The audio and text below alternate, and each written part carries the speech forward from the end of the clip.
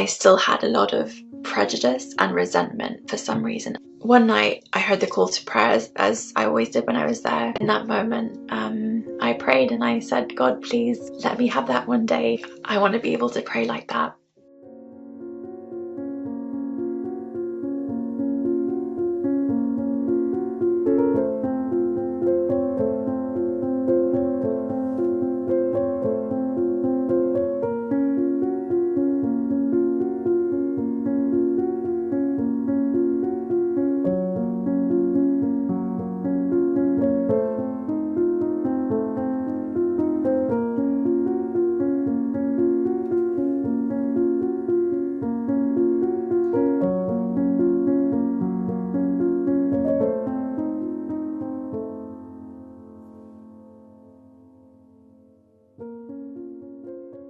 I was born in London and was raised here, but my mom is American. All of my family on that side are pretty much Christian, specifically Catholic, Protestant, but not religious too much.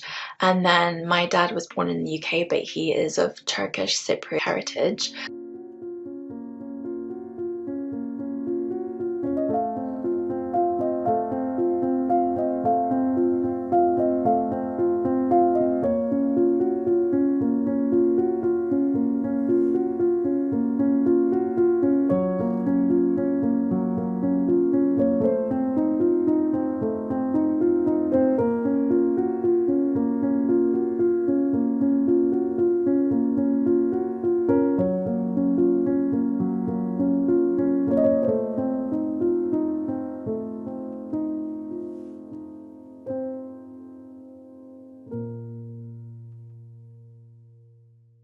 And then on top of all of that, I grew up just with my mum. My dad had moved to the Middle East when I was a child. So yeah, very secular environment. And I went to a mixed school in London. My childhood years were pretty normal, I'd say. I didn't get into that much trouble. I was quite shy. I used to study quite a lot as well. But then when I got around the age of like 15, 16, I started becoming a little bit more popular at school. And that's when my lifestyle changed quite a bit.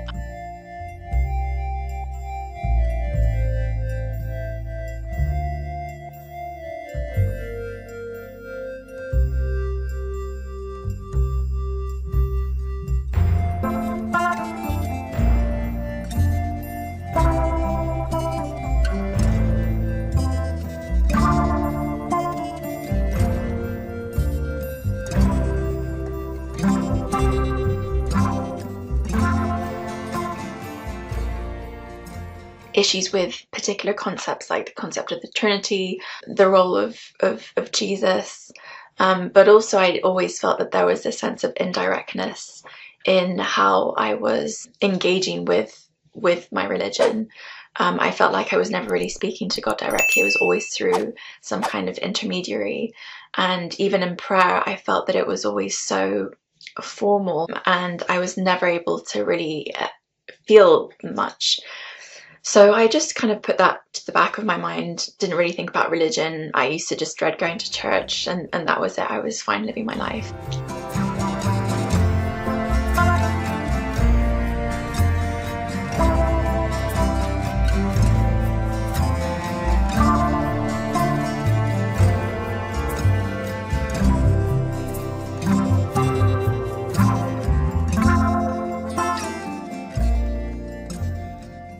I was always quite interested in Islam from a young age. My grandma, who is from a Muslim background, used to teach me and my brother a little bit about Islam, and I always found it really interesting. And whenever I'd hear someone saying something bad about Muslims or Islam, I'd always be wanting to defend the religion. And yeah, it felt like something that was great, but that just wasn't for me. It wasn't part of the life that I envisioned for myself.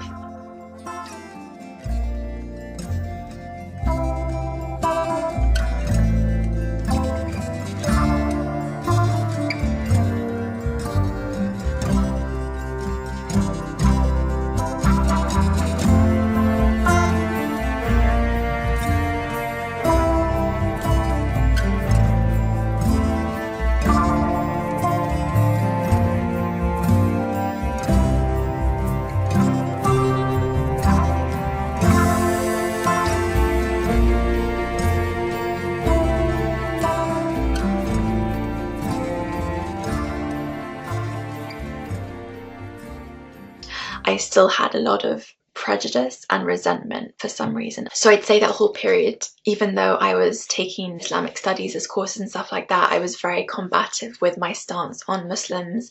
Anything that I felt was too extreme, I would write about. I was just very confrontational with. I was okay with someone being Muslim, but as long as they were very Western and they really were a part of, you know, the UK's values, then it was fine. But anything above that, I just couldn't stand.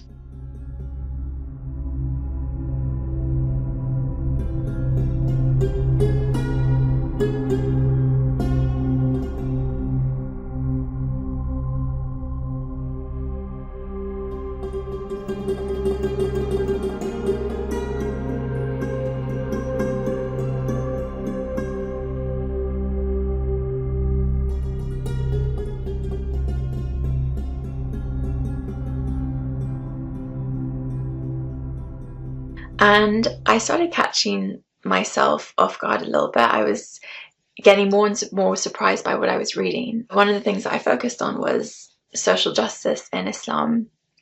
And I remember thinking, oh, you know, that's actually quite impressive what an Islamic State envisions. And I suddenly started thinking, okay, like Islam as a religion, it is really making sense to me. I'm understanding it a lot better. And I can almost now understand why people convert to this religion.